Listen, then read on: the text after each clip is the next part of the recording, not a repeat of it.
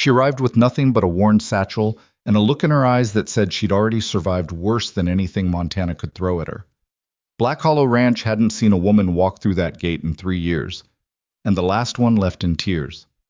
Now here stood Alara Voss, 26 years old, half frozen, and refusing to flinch while 7 ranch hands stared at her like she was a bad joke someone had dragged in from the storm. They thought she'd be gone by morning. They were wrong. If you've ever been told you don't belong somewhere, stay with me until the end of this story. Like this video and drop your city in the comments so I can see how far this story has traveled. Yeah. The storm had been building since noon. By the time Alara Voss reached the gate of Black Hollow Ranch, the wind was the kind that didn't just cut. It found the spaces between your bones and settled there. She'd been walking the last 4 miles because the wagon driver she'd paid $2 to carry her out from Mill Haven had stopped at the fork in the road, looked at the sky, and told her flatly that no amount of money was worth dying over. She hadn't argued.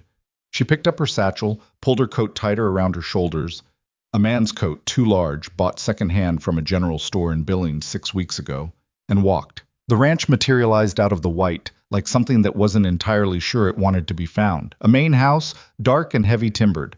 A long bunkhouse with smoke leaking from one chimney. 3 outbuildings and a stable that looked older than the territory itself. And between all of it, the cookhouse, squat, low-roofed, with a stovepipe that wasn't producing any smoke at all. Alara noted that, filed it away. She pushed open the gate. The hinges screamed.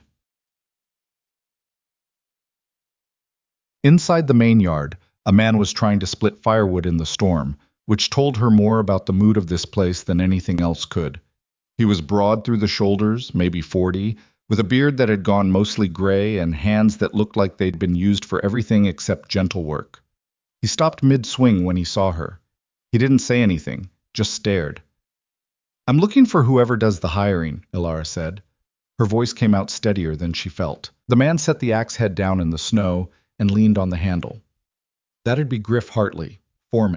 He looked her over the way people looked at something they expected to be less than what they were seeing. "What kind of work you looking for?" "Cook." A slow blink. "We don't got a cook." "I know. That's why I'm here." He studied her another moment, then jerked his chin toward the bunkhouse. "Griff's inside." She walked toward it. Behind her, she heard him mutter something under his breath. She couldn't catch all of it, only the last word, which was trouble. She kept walking. The bunkhouse hit her with warmth and the smell of men who'd been working hard in wet wool. 6 of them inside. Cards on a table, boots drying near the stove, someone's bridle hanging from a nail that had no business being in the wall, but had been there long enough that nobody questioned it anymore. They all looked up when she came in. The silence had a particular texture. Not surprise, exactly. More like the collective pause of people deciding how to react before they'd actually processed what they were reacting to. "I need to speak with Griff Hartley," Alara said. "You got him." The man who spoke was sitting closest to the stove, a tin cup balanced on his knee. He was lean in the way that came from hard work rather than shortage of food, with sharp eyes set in a face that had been weathered into something like leather. He looked at her the way the foreman of every outfit she'd ever encountered looked at anyone who walked in uninvited, measuring how much of a headache this was going to be. "Who are you, and what do you want?" "Alara Voss. I cook." She didn't waste words on it. "You don't have anyone in your cookhouse, and your men have been eating bad food since at least November, if the look of them is anything to go by." Someone at the card table made a sound. Not quite a laugh. Not quite an insult. "The look of us," Griff repeated. "No disrespect meant. But I've been riding freight wagons through 4 counties, and I know what men look like when they've been eating from a can for 2 months straight." She set her satchel down on the floor, which was a small act of confidence she didn't entirely feel. "I'm good at what I do. Better than good. You give me 3 days and I'll prove it. After that, you decide whether I stay." Griff looked at her for a long moment. His expression was the kind that gave nothing away. Not contempt, not consideration, just a blankness that she'd learned to distrust in men because it usually meant they were deciding something before they said anything. "Where are you coming from?" he asked. "Most recently, Billings. Before that?" "Doesn't matter." The silence changed slightly. One of the card players, a young one, probably not yet 20, with a patchy attempt at a mustache, said something to the man beside him too quietly to hear, but the other one snorted. Here's the thing, Griff said. We had a cook. Name was Pete Mulroy. He was bad at it, but he was reliable, and he didn't cause problems. He left 3 weeks ago because his mother took sick. I've been meaning to put word out. He paused. But I wasn't exactly planning on something like this turning up at the gate in a blizzard. I understand that, Ilara said, but I'm here and the storm's not letting up, so let me make supper tonight. Whatever you've got in the dry stores, you eat it, and then you tell me whether you want me gone. Another pause. Long enough that she became aware of the wind against the bunkhouse walls, the creak of the building settling, someone's cards being set face down on the table. The cookhouse hasn't been run properly since October, Griff said finally. Stove needs work. Half the supplies are picked over. It's a mess in there. I've worked in worse. He looked at her steadily. You got nowhere else to go, is that it? The question landed the way it was meant to. Not cruel exactly. Griff Hartley didn't seem like a cruel man, more like a practical one, but direct enough to sting. She held his gaze. I've got skills, she said. That's what matters. I was quiet for one more moment. Then he stood up, set his cup down on the shelf beside the stove, and crossed to the door. He opened it, letting in a rush of cold and white. Cookhouse is the building with the dead stovepipe, he said. You've got until dark to get that stove running and have something on the table. If it's edible, you can sleep in the storeroom tonight, and we'll talk in the morning. He looked at her one more time. If it's not, I'll give you dry clothes and a bedroll, and first light tomorrow you find somewhere else. That's fair, Ilara said. She picked up her satchel and walked back out into the storm. Well, the cookhouse was worse than she'd prepared herself for. The stove's an old Monarch range, iron, heavy, probably older than anyone currently working the ranch, had a cracked firebox door and what looked like a season's worth of accumulated ash and grease inside it. One of the windows had been patched with oilcloth that was now coming loose, letting in a finger of wind cold enough to make her breath visible. The work table was scattered with things that had no business being in a kitchen. A broken bridle strap, 3 horseshoe nails, an empty tobacco tin. A sack of dried beans had been left open, and half the contents had spilled across the floor. She stood in the middle of it for perhaps 30 seconds. Then she set her satchel on the cleanest corner of the work table and got to work. The first thing was the stove. She opened the firebox, looked at the crack in the door, manageable, not structural, and started clearing the ash with a shovel she found leaning against the back wall. The cracked door would let some heat escape, but it would still burn. She'd deal with the crack later. Kindling was in a box near the door, wet on the top layer from the leaking window, but dry enough underneath. She built the fire carefully, the way she'd been taught, not in a hurry, but with attention. Small pieces first, then larger, letting each layer catch before adding the next. When the first real flame took hold, she felt something in her chest loosen slightly. She hadn't realized how cold she'd gotten until the warmth started to reach her. While the stove came up to heat, she inventoried the stores. The dry goods were depleted but not empty.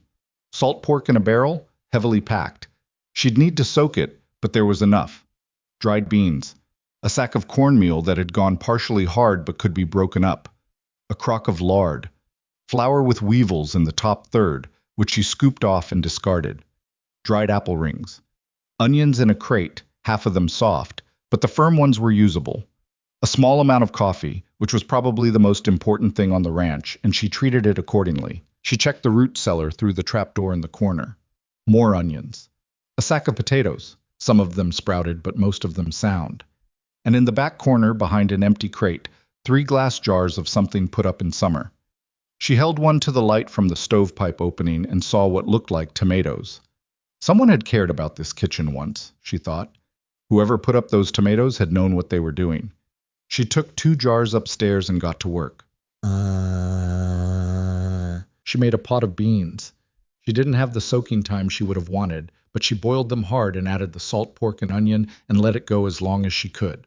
Cornbread from the hard cornmeal, mixed with the lard and water and cooked in 2 skillets directly on the stovetop because the oven door's hinges needed attention and she didn't trust them yet.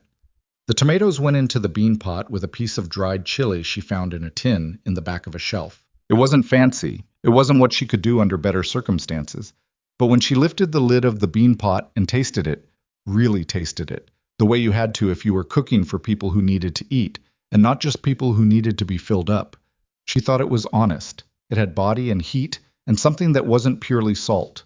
She put the coffee on. The ranch hands came in ones and twos as the darkness settled fully and the storm peaked. They came through the door and stopped the same way the man in the yard had stopped, that half second of recalculation when something wasn't what you expected. But the cookhouse was warm now, the windows clearing of frost from the inside heat, and the smell had changed the quality of the air in a way that was impossible to ignore. The young one with the patchy mustache, she'd find out later his name was Cody, that he was 18, and from Nebraska, and that this was his first winter in Montana, sat down at the far end of the bench and looked at the pot like he was trying to figure out whether hope was appropriate. "Beans," he said. "And salt pork," Elara said. "Cornbread's in the skillet. Don't burn yourself." He served himself with a carefulness that suggested he was hungrier than he was willing to let on. She watched him take the first bite, watched the small shift in his expression. He didn't say anything, just kept eating. The others filed in. 7 in total, she counted them, and she kept quiet while they served themselves, which was harder than it sounded because she'd learned that silence in situations like this was a form of respect, and that the men who were most likely to accept her were the ones who were allowed to come to their own conclusions without being pushed. Griff came in last, sat at the head of the table, served himself without comment. Elara stood by the stove and waited. I was about 3/4 through his bowl before she noticed the one she hadn't accounted for. He'd come in with the others. She'd counted 7, but she'd been focused on the stove, and she'd miscounted or missed him coming through the door. He was sitting at the middle of the bench, which was neither close to the head of the table where Griff sat, nor at the end with Cody and the others. He was eating steadily, not quickly, and he wasn't talking to anyone, which wasn't unusual in and of itself, but something about him was different from the others in a way she couldn't immediately name. I was maybe 30, or close to it. Dark hair that needed cutting, a jaw that was currently obscured by several days of beard. He was built lean and rangy, the kind of build that looked unremarkable, until you noticed the quality of stillness he carried. Not laziness, not tiredness, but something more deliberate. Like a man who had trained himself not to take up more space than necessary. When he looked up and found her watching him, he didn't look away the way most people did when they were caught. He just looked back. She moved her eyes back to the stove. The meal ended. Griff set down his spoon. "Where'd you learn?" he said. "My mother," Elara said, "and then wherever I worked." Which was where? A cattle outfit in Wyoming, a boarding house in Denver, a hotel kitchen in Cheyenne before it closed. She kept her voice even. Other places. Griff nodded slowly. The beans needed more time. "I know that. I had 40 minutes. The cornbread was good. The cornmeal was partly spoiled. I need fresh supplies." Something shifted slightly in his expression, the faintest hint of something she might have called appreciation if she'd been more optimistic. "I'll see what we've got in the house stores," he said. "There may be more. The stovepipe needs cleaning. The oven hinges are gone. I need lard, more flour, and whatever you have by way of dried meat if the salt pork runs low." Cody, at the end of the table, was looking at her with an expression she'd seen before, that specific look young men got when something had happened that they weren't entirely sure how to categorize. Like the world had briefly behaved differently than they'd expected. The man at the middle of the bench was still watching her, not intrusively, not in the way some men watched women in unfamiliar spaces. Something quieter than that. More like he was paying attention. "You can use the storeroom," Griff said. "There's a cot in there from when Pete was sick one winter. I'll have someone bring firewood for the night." He stood. "We'll talk terms in the morning." The others filtered out into the cold. She cleared the table, washed the bowls in the water she'd kept warm on the stove's back burner, and tried not to notice how much her hands were shaking. Not from cold now, but from something closer to relief, which was a feeling she'd learned not to trust too quickly. She was drying the last bowl when she heard the door. She turned. It was him. The man from the middle of the bench. He was carrying an armful of firewood, which he set down beside the stove without being asked. "Griff said someone would bring it," Elara said. "I know." He stood there a moment, looking at the stove. "The crack in the firebox door. You can pack it with clay from the riverbank when the ground thaws enough. Seals it for a season." She looked at him. "I know that. Figured you might." He turned to go. "What's your name?" she asked. He paused at the door. For just a moment, long enough for her to notice. Sawyer, he said. He went out, and she heard his boots on the frozen ground heading away toward the bunkhouse, and then nothing but the wind and the settling of the fire inside the stove. She stood there for a moment. Sawyer. She didn't know why it landed in her the way it did, like a word in a language she'd half forgotten, like a name she'd almost known once and had been trying not to remember. She pushed it away. She was tired. She was cold still, in the deep parts of herself that a stove couldn't reach in one night. She had a cot in a storeroom and work tomorrow, and that was what mattered. She banked the stove for the night and went to find the cot. She woke twice before dawn. The first time was nothing. The storeroom settling, the wind changing direction. She lay still for a moment, listening, and then let herself sink back under. The second time was a dream, and she came up out of it the way she'd come up out of cold water before, gasping, heart going hard, hands gripping the blanket before she was fully awake. She lay in the dark and stared at the ceiling she couldn't see and waited for her breathing to slow. The dream was always some variation of the same things. A man's voice, a door she couldn't open, the particular quality of being somewhere she had worked for something and having it taken from her before she could hold it. She'd had versions of that dream for 3 years. She'd gotten better at the waking up part, at going from underwater to standing on solid ground faster than she used to. But she hadn't gotten rid of it. You don't belong here. The voice in the dream was never specific. It was assembled from pieces of different people, different moments, but the meaning was always the same.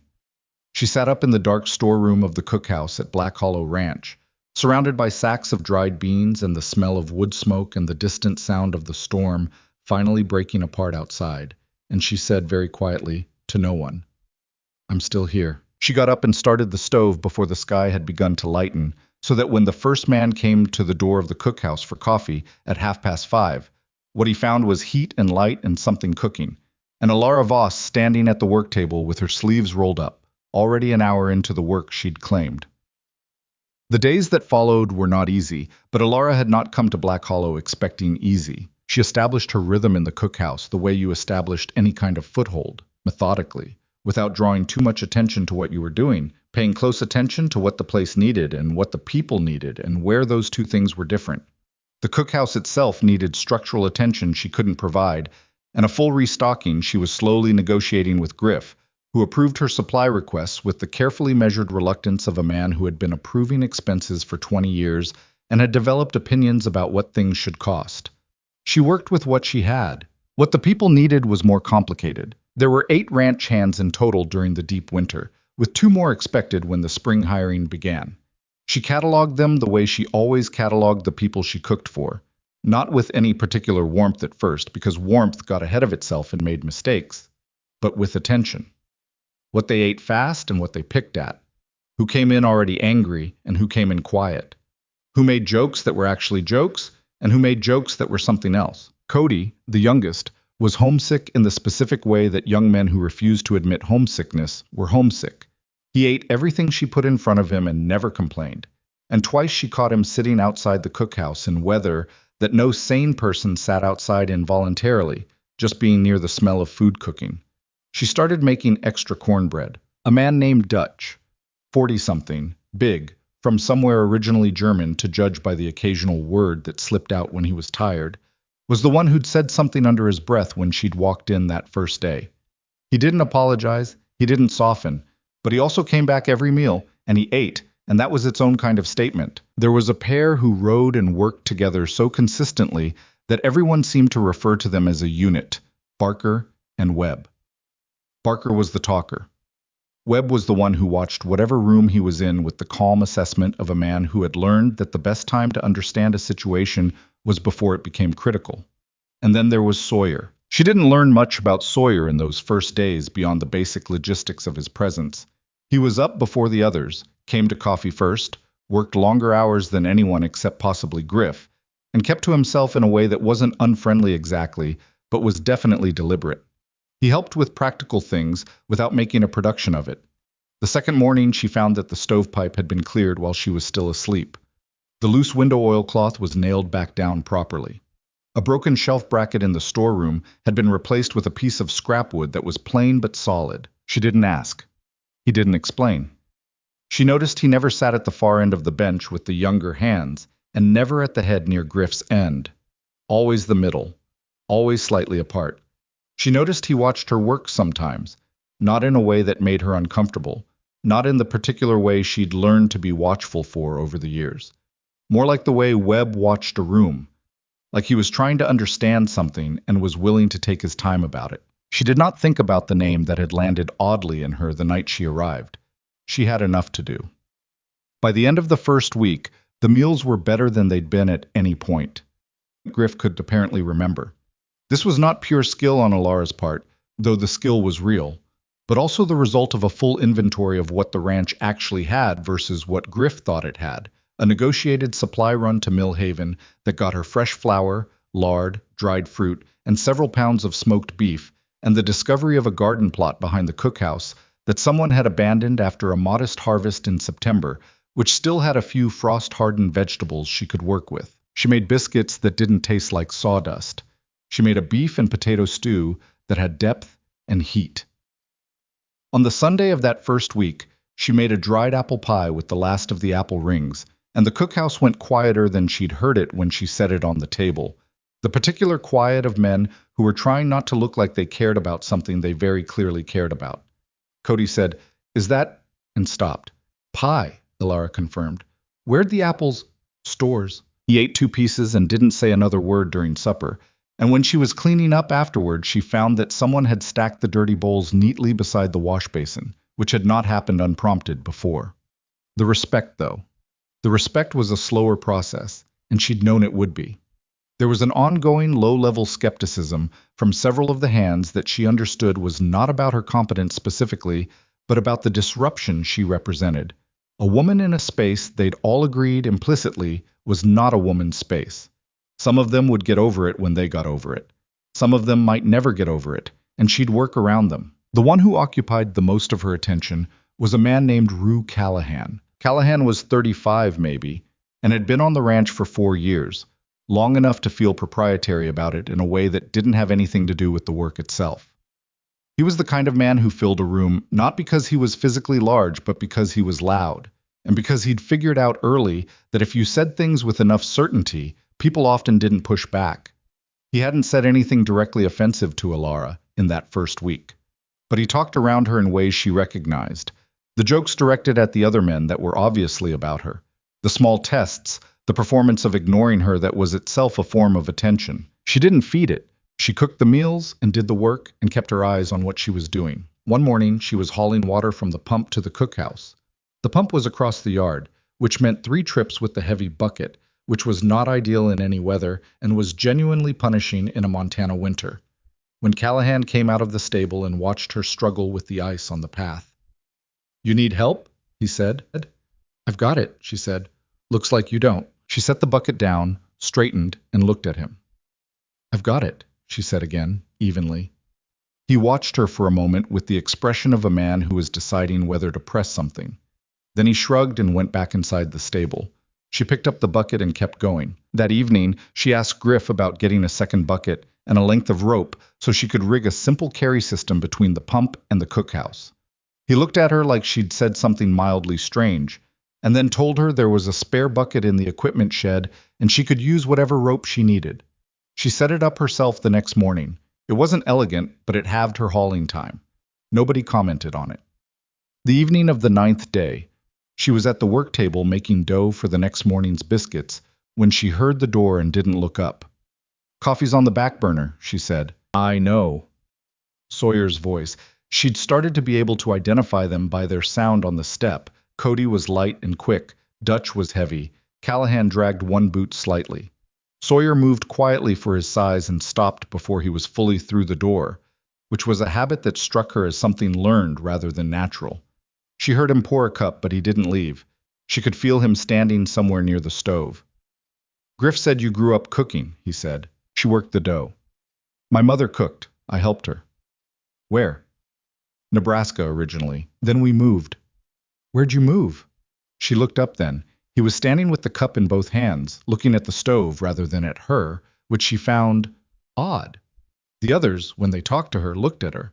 He seemed to make a practice of not doing that, of finding something else to look at. and she'd been trying to figure out whether it was a form of consideration or something else. South, she said, then west. We moved a lot. She looked back down at the dough. Why? A pause, long enough to notice. No reason, he said, just asking. He finished the coffee and set the cup in the basin and went out. She stood at the work table for a moment after the door closed, her hands still in the dough, and tried to identify what felt odd about the exchange. He'd been asking questions, which none of the others did.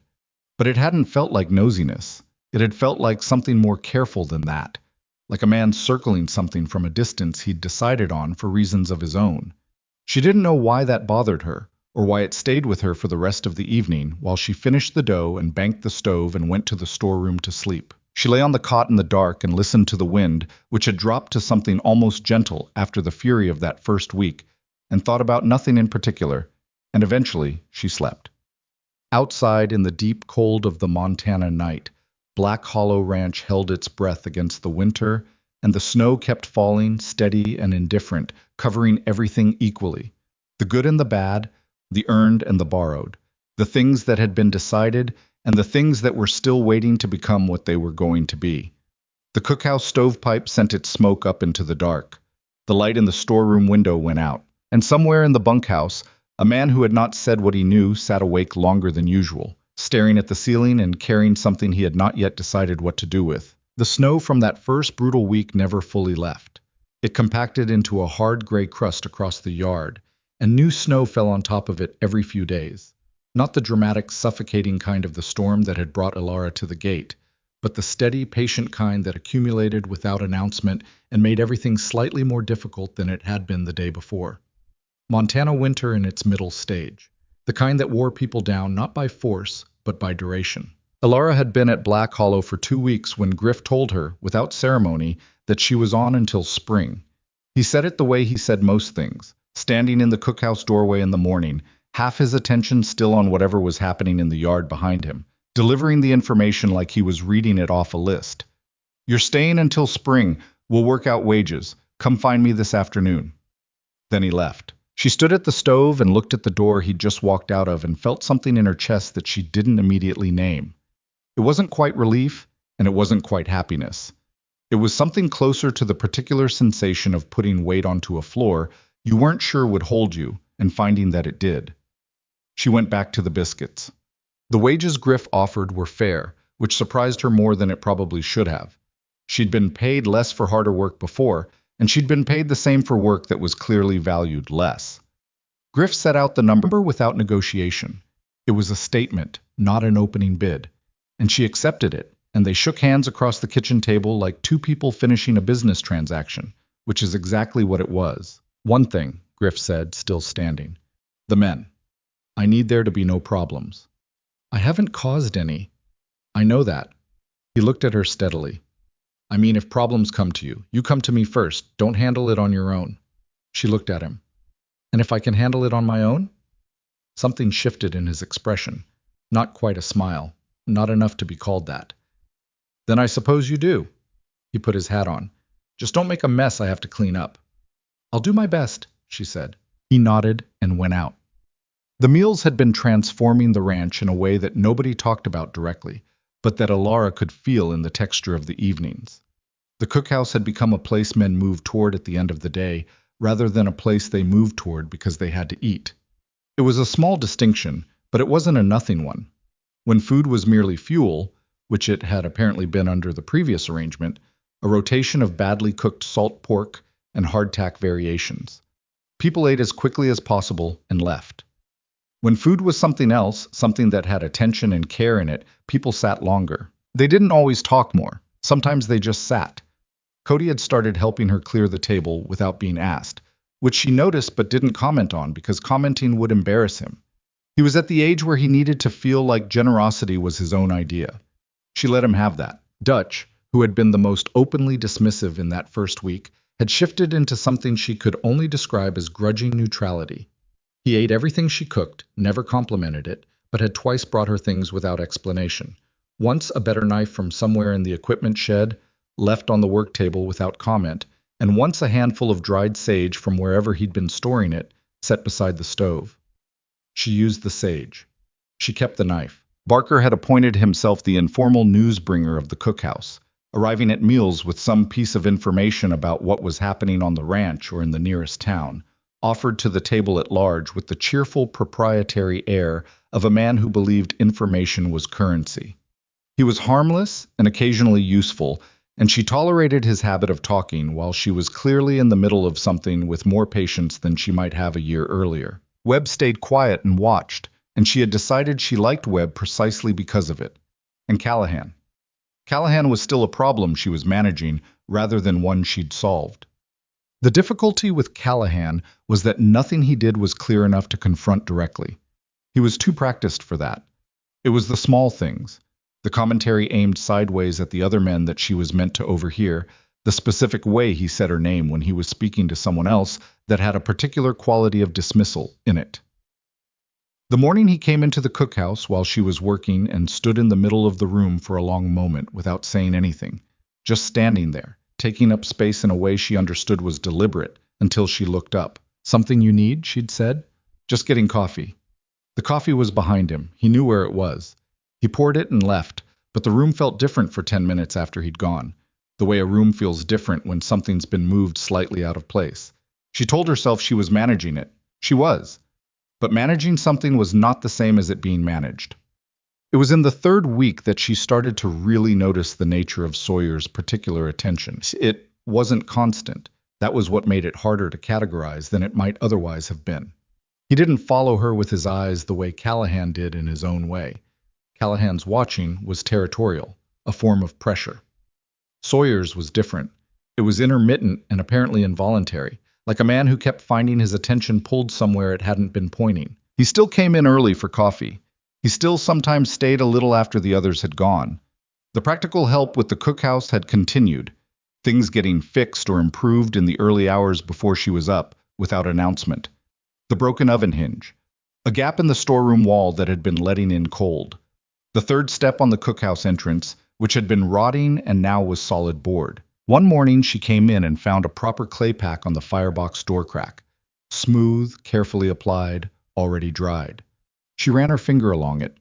He'd gotten the river clay while the ground was still frozen along the banks, which meant he'd worked to chip it out. It would hold until summer and needed replacing then, but it would hold. She made a pot of particularly good coffee that morning. She didn't say anything about it, but she made sure there was a cup ready when he came in at 5:30, already hot.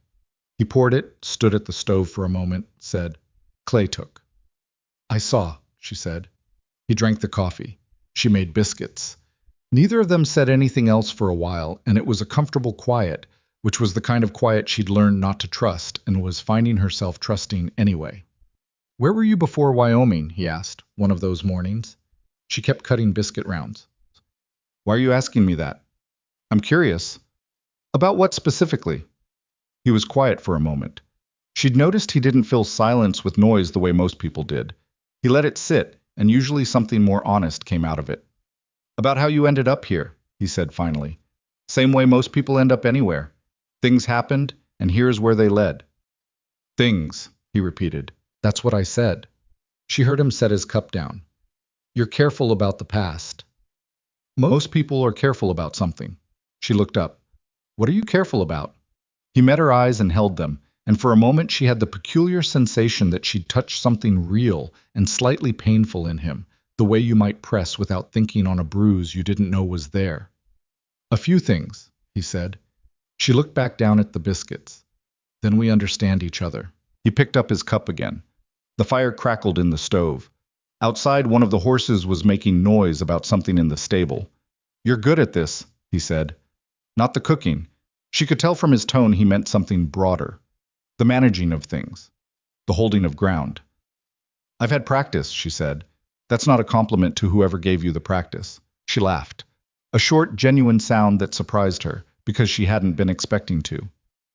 "No," she said. "I suppose it isn't."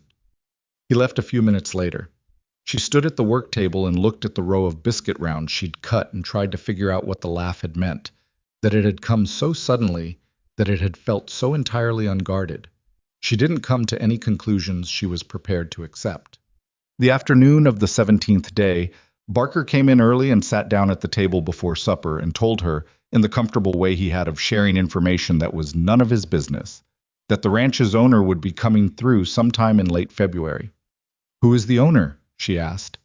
It was the first time she'd thought to ask directly. She'd assumed Griff, and then assumed something more complicated than Griff. Man named Weston, Barker said. Marcus Weston. He's got 3 properties in the territory. This one, a spread up near the Blackfoot, and something down in Colorado. Doesn't come here much. Griff runs things. Has he been here recently? Not since last summer. He'll want to look at the books, check the herd numbers. Barker picked up a dried apple ring from the preparation plate on the table, and she didn't stop him because he'd told her something useful. He'll want to eat too, probably, so I guess that's good for you. Show your best. She thought about that. Is he a fair man? She asked. Barker considered it with the particular expression of a man who was weighing what he actually knew against what he'd decided to believe. He's not a bad man, he said finally. He's a businessman. It's not the same thing. She filed that away and went back to work. Set. That evening at supper, something shifted. It started as nothing, a meal like any other, the men coming in from the cold in ones and twos, the cookhouse filling with the sounds of boots and spurs, and the particular combination of exhaustion and hunger that defined the end of a ranch day. She'd made a proper beef stew with the last of the smoked beef. From the last supply run, potatoes, onion, a handful of dried herbs she'd been rationing because she wasn't sure when the next supply trip would happen. There was bread, real bread baked in the oven, whose hinge she'd finally gotten repaired. It was one of the better meals she'd managed since arriving. Everything was fine until Callahan sat down. He'd been out in the far pasture all day with Dutch, checking the fence line along the north boundary. Hard, miserable work in the cold. And he came in with the particular bad mood of a man who has been uncomfortable for 8 hours and wants somewhere to put it. She'd seen that mood walk through the door before. She knew how to read it. She kept her movement steady and kept her attention on the stove and let the meal speak for itself the way it usually did. Callahan helped himself to the stew. He ate part of it. Then he pushed the bowl slightly toward the center of the table in a gesture that was too deliberate to be unconscious and said, loudly enough for the whole table to hear, "Getting a little thin on the meat there, Alara." The table didn't go quiet. It shifted, which was different. Some people kept eating. Some people found something to look at that wasn't Callahan or her. She turned from the stove. There's enough, she said. Last of the supply run. More coming Thursday. I'm just saying. He leaned back from the table slightly. A man works 10 hours in the cold. He wants to come into something that's got some substance to it. Then eat the bread. Her voice was level. She'd had this conversation in several different kitchens with several different versions of the same man, and she knew how to keep it from escalating. It'll fill you. What I'm saying is maybe you're not stretching the supplies right. The supplies are what they are, she said. I've made them last 2 weeks past what they should have. If you've got notes on the rationing, you're welcome to take them up with Griff. Callahan smiled. It was the kind of smile that didn't involve anything above the mouth. See, that's the thing about you, he said. Can't take the smallest bit of feedback without getting your back up. I'm not getting my back up. I'm explaining how rationing works. Right. He looked around the table, making an audience of them, which she recognized as the actual purpose of this conversation. Boys, you want to back me up here? Little light on the meat tonight? Cody was looking at his bowl. Dutch was looking at the wall. Barker had stopped mid-chew and was watching with the expression of a man who wished he were somewhere else. Webb, at the end of the bench, was watching Callahan with the steady patience of a man waiting for a thing to finish. Nobody said anything. I think it's fine, Cody said finally, quietly, to his bowl. Callahan looked at him for a moment, then back at Alara. Kid's being polite, he said. Don't read too much into it. She turned back to the stove. She was done engaging. Engaging further was what he wanted. The back and forth, the spectacle. She would not give it to him. He pushed the bowl back toward himself and picked up his spoon and said, to no one in particular, 3 weeks and she's already got the younger ones going soft. The table went properly quiet this time. She kept her back to the room. Her hand on the ladle was steady, and she was proud of that, how steady it was, though she was aware of something moving in her chest that wasn't quite anger and wasn't quite fear, but was a compressed mixture of both that she'd learned to contain a long time ago. That's enough. The voice was quiet, not raised, but it had a quality of finality that cut through the room without effort. Sawyer had not spoken since sitting down to eat. He'd been at the middle of the bench the way he always was, eating steadily, and she hadn't been paying attention to him specifically because she'd been managing the other situation. But his voice, when it came, had a weight to it that the room felt. Callahan turned to look at him. Something you want to say, Kane? I already said it. You got a problem with honest feedback? I got a problem with what you're doing.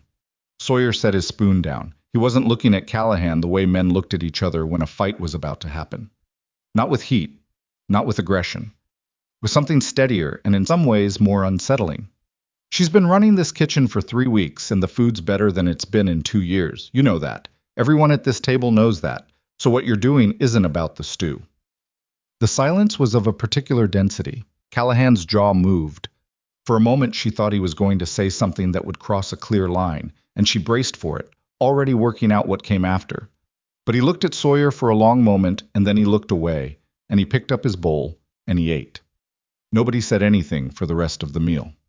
After the men had gone out, she washed the bowls with more force than was strictly necessary, the water sloshing and her hands working hard. She was not going to be shaken by Callahan. She had handled Callahan, and she would keep handling Callahan, and tonight was just one instance of an ongoing situation that she was managing. But her hands were not entirely steady, and she was aware of that. She heard the door. You don't have to fight my battles, she said, without turning. I know, Sawyer said. I wasn't. He came in and leaned against the wall near the stove, which was where he usually stood when he stayed after the others had left. I had a problem with what he was doing.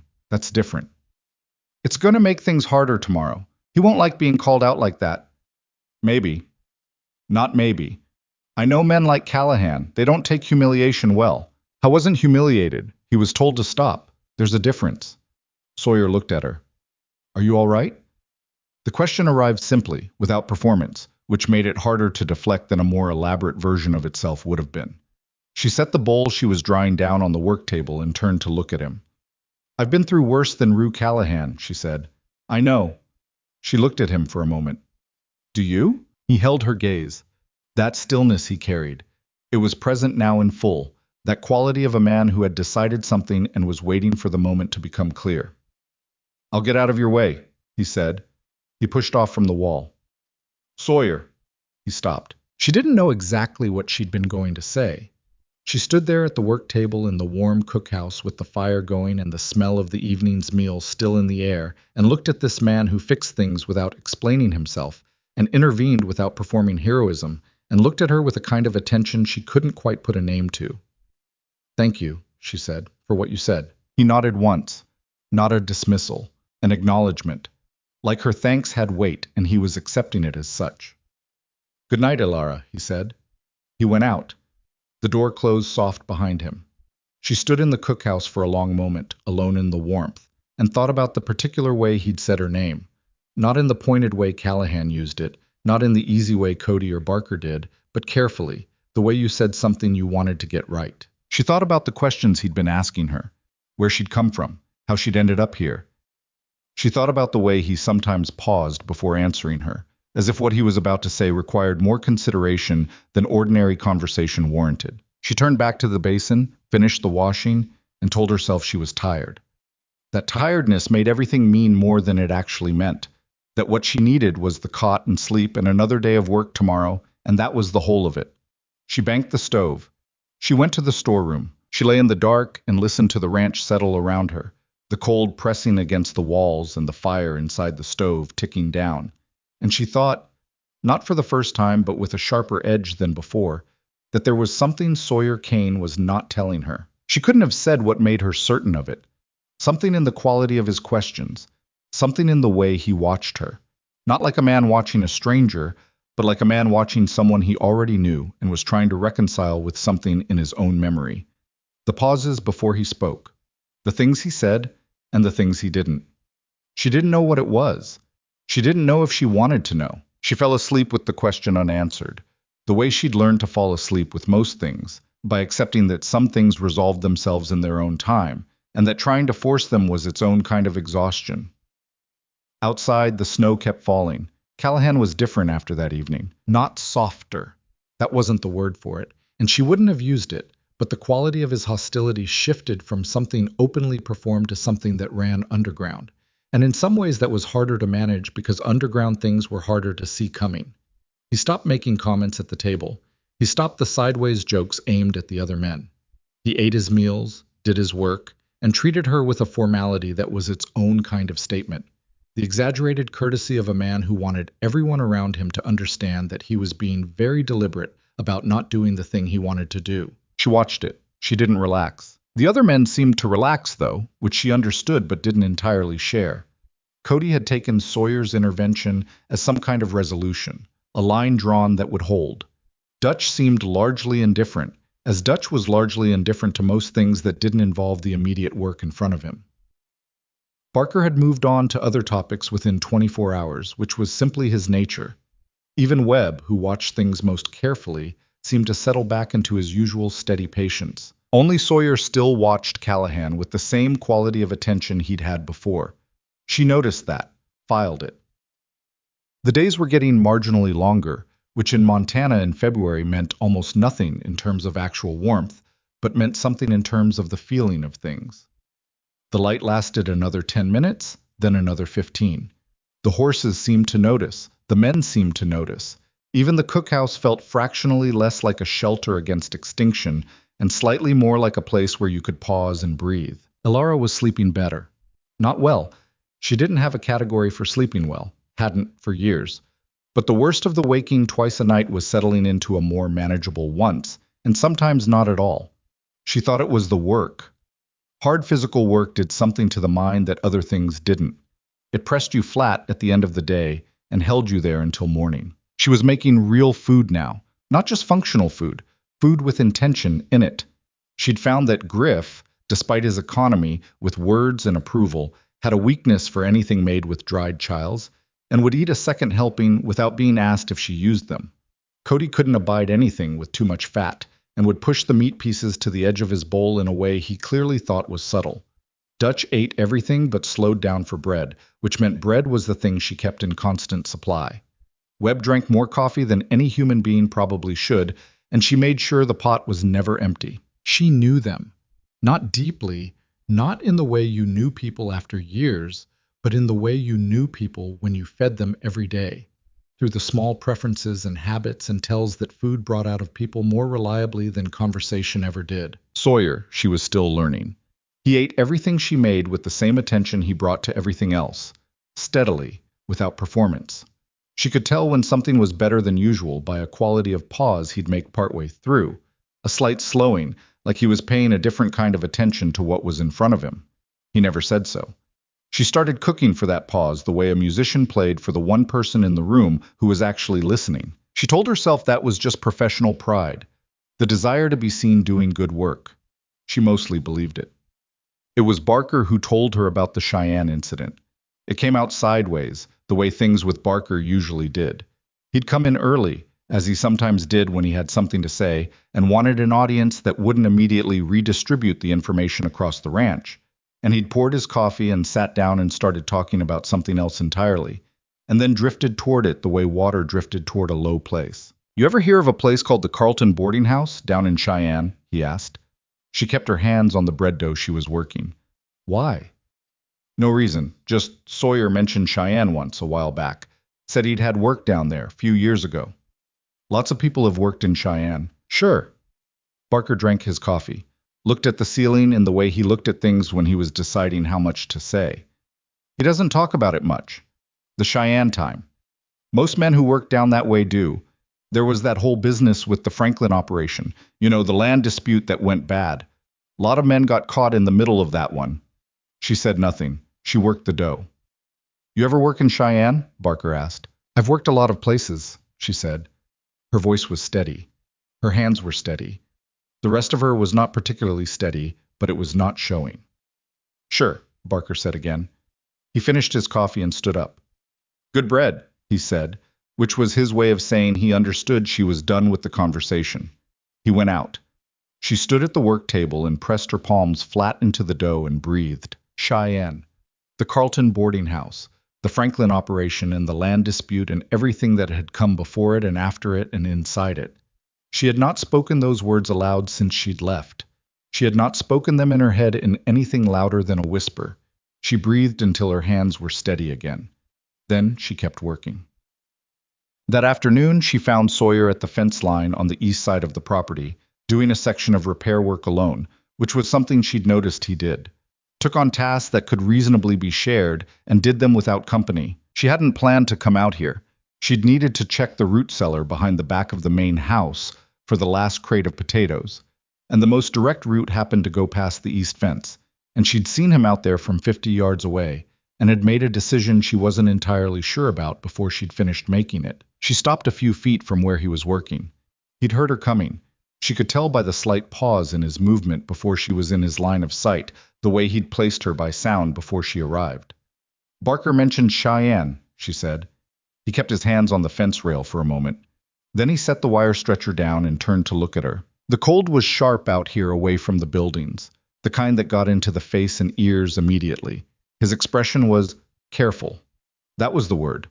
Not guilty, not surprised, but careful in the way of a man who had been waiting for a specific conversation to arrive and had not yet decided how he was going to handle it. "What did he say?" Sawyer asked. "Not much. Just that you'd worked there. During the Franklin business." A pause. "Did you?" she asked. "Yes," he said. She looked at him. The cold pressed against both of them, and the ranch sounds were distant out here. Wind, a horse somewhere, the creak of the main fence post in the gusts. "Were you at the Carlton?" she asked. She kept her voice even. She needed her voice to stay even for this. Something moved in his expression, not a flinch exactly, but something that had the shape of one. "I wasn't inside," he said. "I was with the Franklin outfit. We were contracted to—" He stopped, started again, more carefully. "We were part of the operation that forced the closure. I didn't know at the time what it meant for the people working there." He paused. "That's not an excuse. I'm telling you what I knew and when I knew it." The wind moved between them. "People lost everything in that closure," she said. Her voice was still even, which was costing her something she couldn't have named a price for. "The women who worked that kitchen, the ones who'd been there years, they didn't get paid out. It closed and they were gone." "I know that," he said quietly. "Did you know it then?" He didn't answer immediately. She understood from the silence that the answer was complicated, that he'd known something, maybe not everything, and that the question of what a person did with partial knowledge was a question he'd been carrying for a while. "Not the full of it," he said. "I knew it wasn't clean. I told myself it wasn't my piece of it." He looked at her directly. "I've thought about that a fair amount since." "You recognized me," she said. Not a question. "When you walked in the gate," he said. "The first day." She absorbed that. A month of him knowing something she hadn't known he knew. All the early mornings, and the coffee, and the questions about where she'd been, and the watching that she'd thought was something, and now understood was something else layered on top of it. "Why didn't you say anything?" she asked. "I didn't know what to say." He picked up the wire stretcher and set it down again, which was the closest thing to a nervous gesture she'd seen him make. "I thought if I told you right away, you'd go. You'd think I was the reason you were in a bad spot and you'd leave before you'd had a chance to—" He stopped. "I wanted you to have a fair chance here, on your own terms, before any of that mattered." She stood with that for a moment. "And now?" she said. "Now it matters," he said, "and I'm telling you." The wind gusted and she pulled her coat tighter, the oversized man's coat that had gotten her this far. She looked out at the flat white of the fields and the dark line of the tree break to the north and the heavy gray sky that had been promising snow since morning. She was angry. She was aware of being angry in the specific layered way of someone who had several valid reasons for the anger and was having trouble deciding which one was the most legitimate. He should have told her. The fact that he'd recognized her and said nothing for a month was a thing she couldn't entirely absorb yet. But she was also aware, and this was the harder, more uncomfortable awareness, that what he'd just said about wanting her to have a fair chance was probably true, and that she didn't know what to do with true things that arrived alongside things she had the right to be angry about. "I cooked in that kitchen for 2 years, she said finally. "It was the best job I'd had. I was good at it, and they knew I was good at it, and it mattered." She paused. "When it closed, I had $40 and a bag of clothes and nowhere to go." "I know," he said, "or I know the shape of it. I didn't know it was you specifically then." "Would it have mattered if you'd known it was me specifically?" The question sat between them. He looked at her with that stillness of his, the kind that was starting to feel less like distance and more like the particular quality of a person who didn't say things they didn't mean. Yes, he said, it would have mattered. She didn't know what to do with that either. She turned and walked back toward the cookhouse, and he let her go, which was the right thing to do, and she was obscurely grateful for it. She worked through supper preparation with a focus that was partly professional and partly the particular kind of concentration that kept you from having to feel what you were feeling. She made a good meal, pork and potato hash with the dried chiles she'd been rationing, bread, the last of the dried apple pie, filling stretched into small tarts she'd been saving the technique for. Her hands moved without her having to direct them. That was what years of this work gave you. Your hands knew things your head didn't have to manage. The men came in. The meal was eaten. The sounds were the usual sounds. Callahan sat at his end of the bench and ate without comment. Sawyer sat in the middle and ate without looking at her more than once. She caught it, that once, and looked away first, which was not something she usually did. Cody said the tarts were the best thing he'd ever eaten, which was an exaggeration but a sincere one, and she thanked him and meant it. After the others had cleared out, she was at the basin when she heard a sound that registered wrong before she'd consciously processed it. A footstep on the cookhouse floor when she'd thought the room was empty, heavier than it should have been, from a direction that wasn't the door. She turned. Callahan was standing between her and the door. He'd stayed behind. She hadn't seen him stay behind. He'd been near the back of the room, near the storeroom door, and she'd been at the basin with her back to the room, which was a mistake she was going to think about for a long time. Good meal tonight, he said. She set the bowl she was holding down slowly. Thanks, she said. I'm cleaning up. I know. He didn't move. I wanted to talk to you. Talk then. What I said the other night, about the meat being thin. It's been handled. By Kane, you mean. His voice had an edge that was new. Not the performed sarcasm of before, but something rawer. That's what bothers me. You've got him fighting your corner. He said his piece. That's his business. Is it? Callahan took one step forward, and she took one step back before she'd decided to, which put the work table behind her. Funny how that works. Man like that, no authority on this ranch, suddenly he's got opinions about how I speak to the cook. Then take it up with Sawyer, she said. Her voice was level. She was working hard for that levelness. I'm taking it up with you. Another step. You've been here a month and you've got the young ones thinking you're something special, and you've got Kane acting like he's your... Stop right there, she said. He didn't stop. He covered the last 2 feet between them and grabbed her arm above the elbow. Not hard enough to bruise, but hard enough to hold. And the contact went through her like cold water, not because of what it was, but because of what it meant. Because she knew what it meant. She had always known what this specific moment felt like when it arrived. The moment where the managed situation became something that was no longer managed. The fear was old. It came back the way old things did. Completely, with no regard for how much time had passed. She did not make a sound. She did not have to. The cookhouse door hit the wall with a sound like a gunshot. Sawyer came through it fast. Not running, but fast. With the particular efficiency of a man who had crossed a room like this before. And he was between her and Callahan before she'd finished processing that the door had opened, one hand on Callahan's chest. Not a shove, but a stop. Absolute and immovable. Let go, Sawyer said. Very quiet, very clear. Callahan's hand dropped from her arm. He stepped back. The rawness in his expression was shifting into something uglier and more defensive. The face of a man who had just gone further than he'd planned and was now calculating what to do about it. Get out, Sawyer said, still quiet.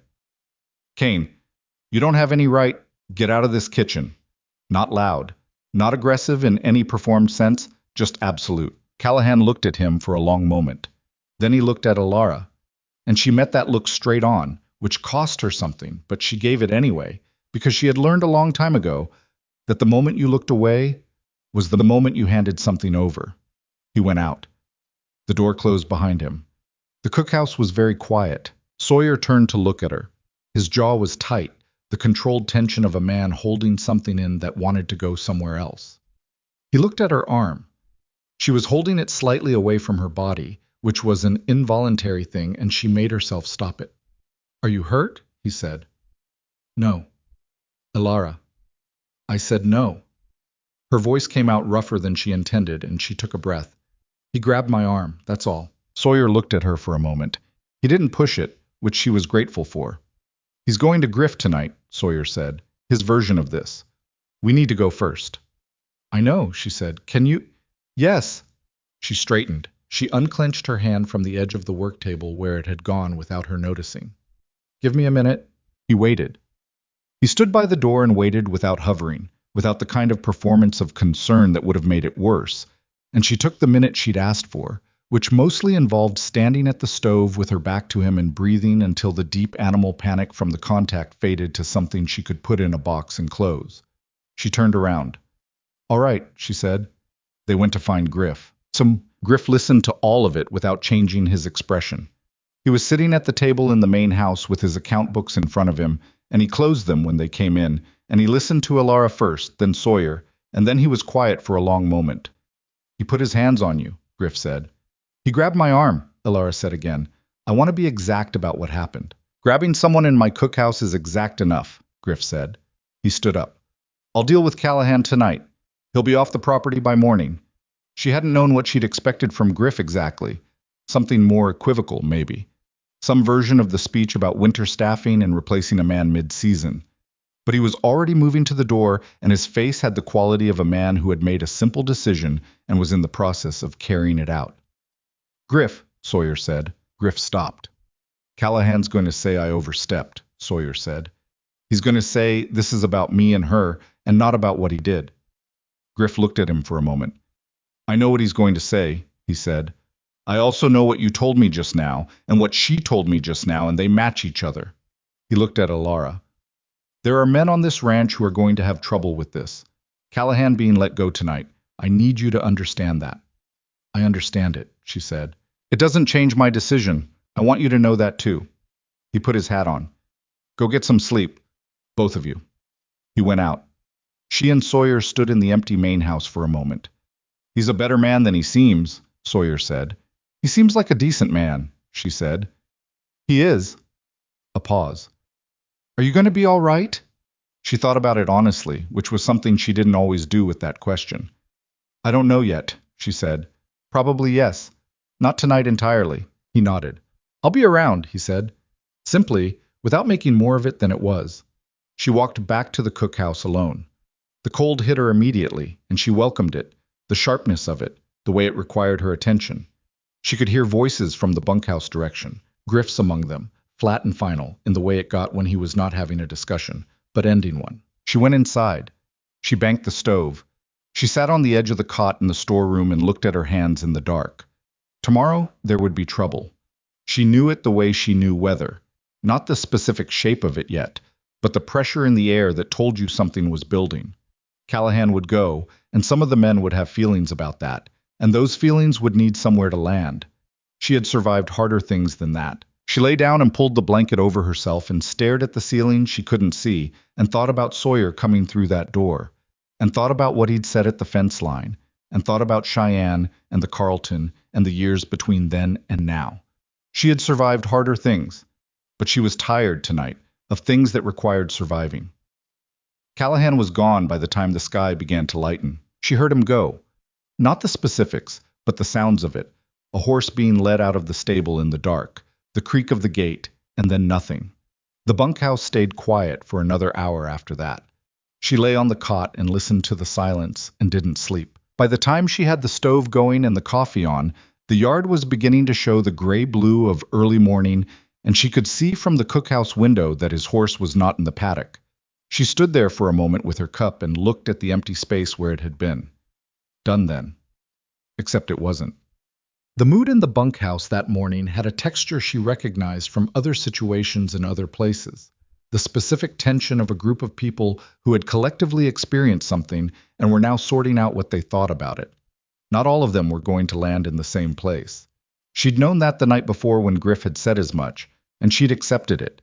And she still accepted it now, but acceptance was different from not feeling it. Cody came in first, as usual, and he sat down at his end of the bench and wrapped both hands around his coffee cup and said nothing for a moment. He really gone? He said finally.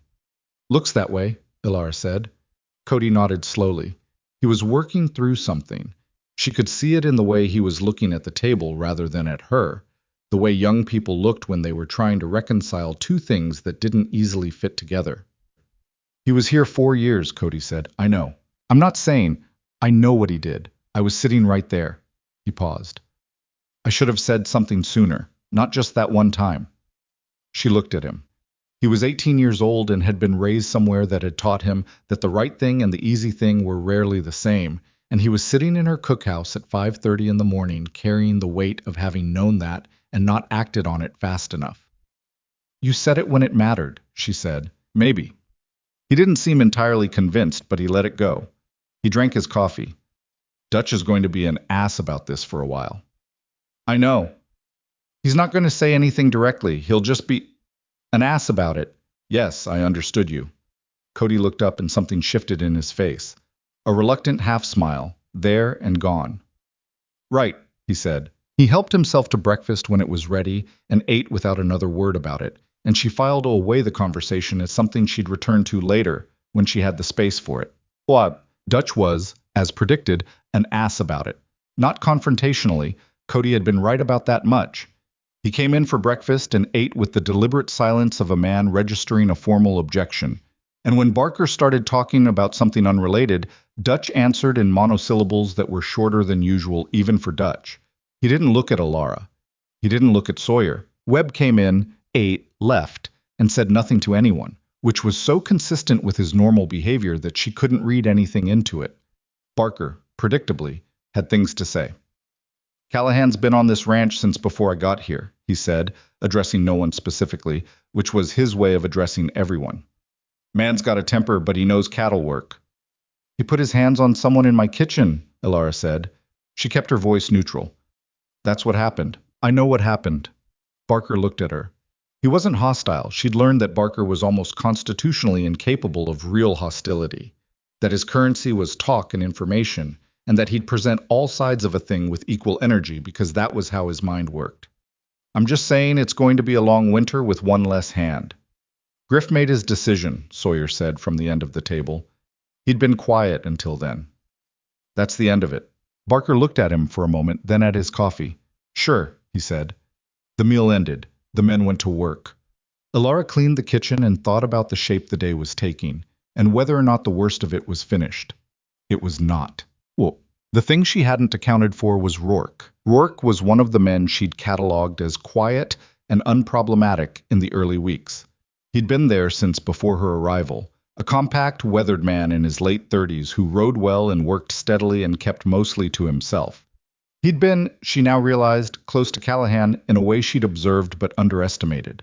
Not friends exactly, but the kind of alignment that happened between men who'd been in the same place long enough and had the same general orientation toward the world. She'd filed Rourke as neutral and moved on. She understood her mistake that afternoon. She was outside the cookhouse chopping kindling.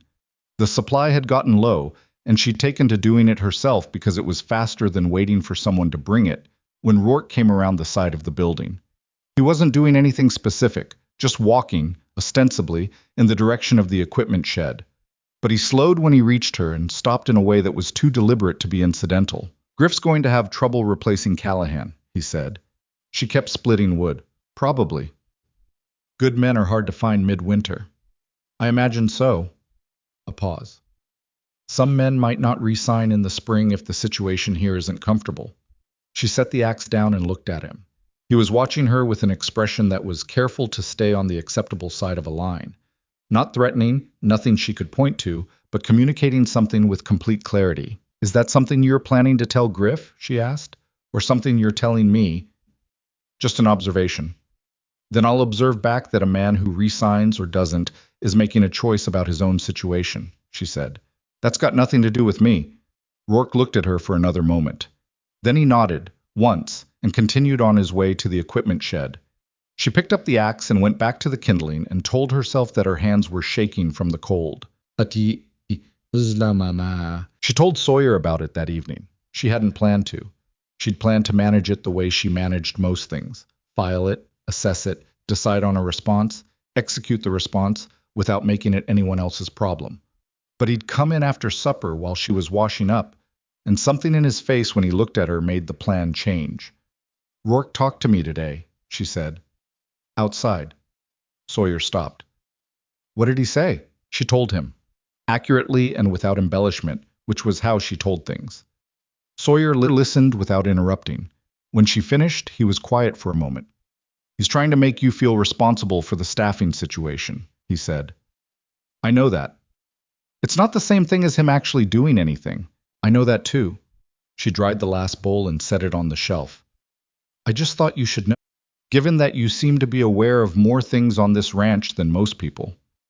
He looked at her with a slight shift in his expression, something that was almost wry, almost self-deprecating there and gone quickly. Fair, he said. She leaned against the work table. How much longer does the owner stay away? Marcus Weston. His voice had a particular quality when he said the name. She noted it without being entirely sure what it meant. He's due sometime in the next 2 weeks. Barker mentioned it. Barker mentions everything to everyone. He does. A pause. When Weston comes, things are going to get decided. About staffing. About the spring season. About other things. Like whether I stay, she said. He didn't answer immediately, which was its own answer. You think he'll send me away, she said. I don't know what he'll do. Sawyer moved to the stove, refilled his cup from the back burner, stood with it. I know that what's happened in the last few days is going to be part of whatever conversation gets had. Because of Callahan. Because of all of it. She looked at him directly. Are you going to tell me something else I don't know?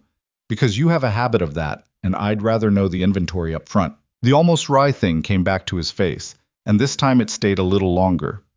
Not tonight, he said. That's not nothing. That means there is something. There's always something, he said. Right now what matters is Rourke, and the 2 others who are probably thinking similar things, and what happens when Weston arrives. She held his gaze. He was right that those were the practical concerns, and she had learned to distinguish between a man who redirected because he was hiding something and a man who redirected because he genuinely thought the sequencing mattered. She was not entirely certain which this was, but she let it go for the night. I'm going to bed, she said. Sleep, he said. Tomorrow's going to be a long day. She went to the storeroom and lay down and looked at the ceiling and thought about the inventory of things Sawyer Kane had not yet told her, and wondered how heavy it was. The next several days had the quality of a held breath. Rourke kept his distance, civil enough on the surface to give her nothing to bring to grief, hostile enough in the texture of his silences to make every meal slightly worse than it should have been. A man named Holt, who'd arrived 4 days after her and whom she'd barely had occasion to form an opinion about, seemed to be calibrating his behavior to Rourke's, which told her something about the social structure she'd been operating in without fully mapping. Dutch thawed slightly, not toward her specifically, but toward the general situation, in the way that practical men eventually accepted conditions they hadn't chosen because the alternative was to keep expending energy on something that was already done. She caught him taking a second helping of stew on the 4th day and thought that was probably as close to a peace offering as she was going to get from Dutch. Cody, for his part, had made himself useful in the cookhouse with an assiduousness that was clearly guilt-driven, but was also genuinely helpful, and she accepted it gracefully and without making him explain it. Sawyer was around. Not constantly, not intrusively, but present in the way she'd come to understand was characteristic of him, doing the work of the ranch with the same steady efficiency as always, appearing when things needed appearing for, keeping to himself otherwise. The morning fixes to the cookhouse had continued, a new shelf bracket, the front step reinforced again, a gap in the storeroom wall she hadn't mentioned to anyone sealed with packed clay. She started to say something about it one morning and stopped herself. She didn't have words for what she would have said, exactly. Something about the cumulative weight of small attentions. Something about how a person could feel both grateful and unsettled by the same thing. Marcus Weston arrived on a Tuesday. She knew it before she saw him because of the sound, a wagon coming up the main approach at midday when she was preparing the afternoon meal, and the particular shift in the yard's energy that happened when someone with authority arrived somewhere that had been running without that authority for a while. She heard Griff's voice, a different register than usual, and then footsteps on the main house porch. She kept cooking. He came to the cookhouse an hour later. She'd half expected it. The owner would want to assess all parts of the operation, and the kitchen was a part of the operation. But the timing was still slightly startling, the way a thing you've prepared for is still startling when it actually arrives. I was older than she'd expected, late 50s maybe, with the build of a man who had worked hard in his younger years, and now directed the work of other men, but hadn't entirely lost the physical memory of it. His face had the particular quality of someone who had made a great deal of decisions and had developed an efficient relationship with that process. He looked around the cookhouse with the same efficient assessment he probably applied to the rest of the property. "You're the cook," he said. "Elara Voss," she said. "Yes. Griff tells me you've been here just over a month. 5 weeks tomorrow." He looked at the stove, the shelves, the work table, taking inventory. "He also tells me you had a situation with one of the hands." She met his eyes. "Callahan grabbed my arm in this kitchen. Griff made the decision to let him go. I gave Griff an accurate account of what happened." "And Sawyer Kane was involved." "He was present. He separated us." Weston looked at her steadily. He had the manner of a man who'd heard many accounts of many situations and had become competent at sorting the accurate ones from the shaped ones. She kept her posture straight and her face clear and gave him nothing to interpret that wasn't there. "I've had 2 men come to me in the last hour," he said. "Rourke and Holt. They have a version of events that differs from Griff's." "I imagine they do," she said. "Their version suggests this situation has been disruptive and that your presence here has created—" "I know what their version says," she said. "I'd like you to consider that Callahan was asked, more than once, to behave with basic decency in my kitchen, and that his response was to wait until I was alone and grab me." She kept her voice level. "I'm not responsible for the disruption that followed. I'm responsible for the food on the table, which has been better in the past 5 weeks than it apparently was for the 2 years before I arrived. You can ask any man on this ranch about the food." Weston was quiet for a moment. "I can," he said. He left without another word. She turned back to the stove. Her jaw ached from being held steady, and she hadn't noticed until now. The next morning brought the revelation.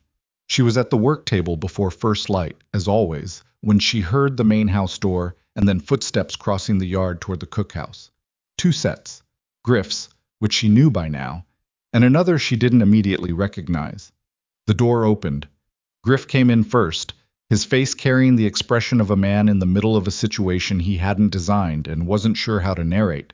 Sawyer was behind him. Sawyer looked at her the way he'd looked at her at the fence line. That careful, measuring quality, but with something else underneath it now, something that looked like a decision finally made. "Elara," Griff said. "There's something—" He stopped, looked at Sawyer. "You should tell her." Sawyer came fully into the cookhouse. He looked at her across the work table, the surface between them covered in flour and the morning's work half done. "Marcus Weston isn't the owner of Black Hollow," he said. She looked at him. "I am," he said. The flour on the work table, the sound of the stove, the smell of the coffee beginning to come up on the back burner. She was aware of all of it with a strange, heightened clarity, while her mind worked through what he'd just said and what it meant and what had preceded it. "You own this ranch," she said. "Yes. And you've been working it as a hand." "I work all 3 properties this way." He said it without apology, but also without the performance of someone who expected to be congratulated for it. "I found that men behave differently when they know who's watching. I found I see more this way." "Griff knows," she said. "Griff has always known." Sawyer glanced at Griff briefly. "The men don't, most of them." She looked at Griff. He had the expression of a man who had kept a difficult piece of information for a long time and was relieved to no longer be keeping it. "When you said to come to you if there were problems," she said to him. "I meant it," Griff said. "I run the day-to-day. That hasn't changed." She looked back at Sawyer. She was processing several things at once, and some of them wanted her full attention, and she was not going to give it to them in front of Griff, and she made a decision to deal with the immediate and most practical layer first. "You heard what Rourke and Holt told Weston," she said. "Told you?" "Yes." "And?" "They're wrong," he said, "about what happened, and about what it means." He held her gaze. "I told you the night I arrived what I was going to tell you, but I want to say it plainly now. You earned your place here. You walked in through that gate in a blizzard with nothing, and you worked for 5 weeks without complaint, and you fed this ranch better than it's been fed in years, and you handled things I didn't handle well when they were in front of me, and you're still standing here." A pause. "That's not something I'm sending away." She was silent. "Rourke and Holt," she said. "They can resign or they can go. That's their decision." "And the others? When they find out?" "They'll find out today." He glanced at Griff again. I want to talk to the men at supper, all of them. She looked at him for a long moment. The cookhouse held its warmth around both of them, and outside the sky was beginning to go from black to gray, and somewhere in the stable, a horse was moving and the ranch was waking up the way it woke up every morning, regardless of what was being decided inside this building. "Why didn't you tell me who you were?" she said. Not accusatory. She was past that mostly, or at least she could set it aside long enough to ask the question honestly. "The morning you told me about Cheyenne, you could have told me then." He didn't look away. "Because I wanted you to know the first thing first. The apology. The accounting of what I knew and what I did." He paused. "If I told you I owned the ranch in the same breath as telling you I was part of what happened in Cheyenne, you'd have had to figure out two things at once, and I didn't think that was fair." She considered that. It was the kind of reasoning she could follow. It had the shape of genuine consideration rather than calculation, though she was aware the two sometimes looked similar. "You've been thinking about fairness toward me for a while," she said. "Yes," he said, simply. Griff cleared his throat in the particular way of a man who had been standing in someone else's very personal conversation for too long. "I'll be in the barn," he said to Sawyer. He went out. She and Sawyer stood in the cookhouse with the work table between them and the morning coming on outside and the fire going in the stove behind her. "I have questions," she said. "I know you do. More than I can ask right now." "I know that too." He moved his hand slightly, not a gesture exactly, more an acknowledgement of the limitations of the moment. "Supper tonight, then if you want to talk after, I'll be here." "You're always here," she said. A slight edge in it, but not an unfair one. "Yes," he said again, still simple, not defensive. She looked at him for another moment. This man who had fixed her stovepipe and her firebox door and her storeroom wall and her front step and had come through her cookhouse door that night with the decisive certainty of someone who had already decided, a long time ago, that if this specific moment ever arrived, he would not hesitate. This man who had recognized her through a blizzard and kept her secret while trying to give her a fair start, and had been carrying the weight of Cheyenne for years the same way she'd been carrying it, just from a different side. This man who owned the ranch she was standing in and who was looking at her right now like she was the variable in the situation that mattered most. "I need to make breakfast," she said. "I know," he said. He turned to go. "Sawyer." He stopped, turned back slightly. "When you tell the men tonight," she said, "I want to be there." He looked at her. Something shifted in his expression. Not surprise, but recognition, the way a person looked when someone did the thing they'd hoped they might do. "You'll be there," he said. He went out. The door closed, and the morning came fully over Black Hollow Ranch, and Alara Voss turned back to her work table, and her flour and her fire, and began, once again, the work of the day. Her hands were steady. Not because nothing had just happened, but because she had decided to let them be, which was the only kind of steadiness that had ever been real anyway. Outside, the snow on the ground was thinning at the edges where the south-facing walls caught the weakening winter sun. It would be weeks yet before anything truly changed, but the thinning was there, visible, for the first time since she'd arrived. The day passed the way days did when something large was coming, slowly at the front end and then all at once. Alara made breakfast and then the midday meal, and then began supper preparation, and she worked through all of it with the focused efficiency that had carried her through the last 5 weeks, the part of her that knew how to keep moving regardless of what was happening in the rest of her. The men came and ate and went. Griff managed the day's work with the same flat competence as always. Sawyer was out on the property most of the day. She saw him twice from the cookhouse window, once crossing the yard toward the stable, once returning from the east fence line with Webb beside him. He didn't come to the cookhouse until the late afternoon. Rourke and Holt she didn't see until supper. She'd wondered if they'd come. Part of her thought they might simply not, might take supper in the bunkhouse, avoid the cookhouse, give themselves an exit from whatever was about to happen. But they came in with the others, Rourke first, his face carrying the careful blankness of a man who had decided on a posture and was holding it. Holt behind him, younger, less certain in his blankness, the way a younger man was always slightly less certain in his adopted positions. She served the meal. She had made something good. A slow-cooked pork with dried chiles and onion, rice cooked with the last of the smoked stock she'd been saving, a pan of cornbread that had come out right. She had not made it good as a performance. She had made it good because she made things as well as she could, always, and she was not going to stop that for anyone. The men ate. The cookhouse was fuller than usual. Sawyer had said all of them, and all of them had come, which meant 8 men at the table instead of the usual 7 with Callahan's absence. The dynamic was different. She could feel it, the way you feel a change in air pressure before weather. Sawyer let the meal get partway through before he stood up. He didn't clear his throat. He didn't ask for attention in any performed way. He just stood, and the table went quiet. The way a table goes quiet when a person with actual authority makes themselves known, and several of the men seemed to register something shifting in the room without yet knowing what it was.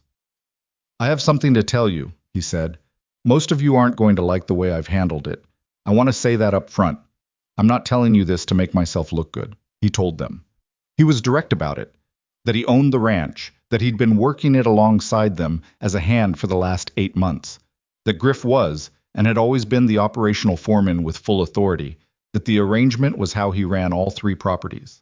He didn't over-explain or over-justify. He gave them the information the way a man gave information when he respected the people receiving it enough to let them form their own response. The silence that followed had several layers. Cody was staring at Sawyer with the expression of someone who was rapidly recataloguing a month of interactions. Dutch had gone very still in the particular way he went still when something required genuine processing. Barker, remarkably, had nothing to say. His mouth was slightly open, and he was looking at Sawyer with the expression of a man who considered himself well-informed and had just discovered a significant gap in his information. Webb looked unsurprised. She noted that. Rourke's blankness had cracked, not into anything explosive, but into something more genuinely uncertain. The look of a man who had arrived at supper with a strategy and had just found the ground under it gone. "You've been watching us," Holt said. He was young enough that the thing he felt came straight to his face. "The whole time." "I've been working with you," Sawyer said. "I've been doing the same work you've been doing. That wasn't performance. But you knew things we didn't." "I knew who signed my checks," Sawyer said. "That's the main thing." He paused. "I know that's a thing men have feelings about. I'd rather you feel whatever you feel about it than pretend you don't." Rourke looked at him. "And her?" He didn't look at Alara, which was a telling choice. "You knew what was happening, and you—" "I made sure Griff knew," Sawyer said, "and Griff made the right call." His voice was steady. "Callahan put his hands on a woman in this kitchen. You and Holt went to Weston, with a version of events that suggested she'd caused the problem. I want to be clear that I heard what you said, and I want to be equally clear that you were wrong." Rourke's jaw tightened. "I said what I saw. You said what you'd decided." Sawyer looked at him without heat, but without give. "Those are different things, Rue, and you know it." The use of his first name landed differently than a formal address would have. Not softened, more precise, like the difference between a general statement and a specific one. Rourke was quiet. "I'm not asking anyone to feel good about being surprised," Sawyer said, to the table at large. "I'm telling you what's true and what I've decided, and then what happens next is up to each of you." He paused. "Alara Voss stays. She's running this kitchen through the spring season and as long after that as she chooses. That's not a discussion. Anyone who can't work a ranch where that's the situation is free to collect their wages from Griff and go." Nobody moved. "That said," he continued, and something in his voice shifted slightly. Less foreman, more something harder to name, something that was just a man saying what he thought. "I've been on 3 different properties in this territory, and I've watched how the atmosphere of a place gets set. It gets set by the people with the most social weight, and it gets set early, and once it's set, it's hard to move. This ranch has had a problem with how it treats people who are new or different or both. I've watched it for 8 months. I'm done watching it." He looked around the table, not pointedly, not at anyone specific, but at all of them. "What a man earns here is going to be what he earns. Not who his friends are, not how long he's been here, not what he looks like or what he is. You do the work right, and you treat people with basic decency, and you've got a place at Black Hollow as long as you want one." He sat down. The cookhouse was quiet long enough to count 10 breaths. Then Dutch, of all people, picked up his fork and went back to his pork and rice. It was such a completely Dutch response to a dramatic moment, the decisive return to the practical, that Cody let out a short, startled sound that was almost a laugh, and that cracked something open in the room that had been too tightly sealed. Barker started talking. About something irrelevant, something about a horse he'd seen traded in Mill Haven, and it was so obviously a bid to return the room to a functioning temperature that she found herself grateful for Barker's particular talent for the first time. Rourke didn't speak for the rest of supper. Holt watched Sawyer for a while, and then watched his food, and then, toward the end, caught Alara's eyes across the room with an expression that was too complicated to read in full, but had something real in it. Not an apology, not yet, but the look of a person realizing they owe one.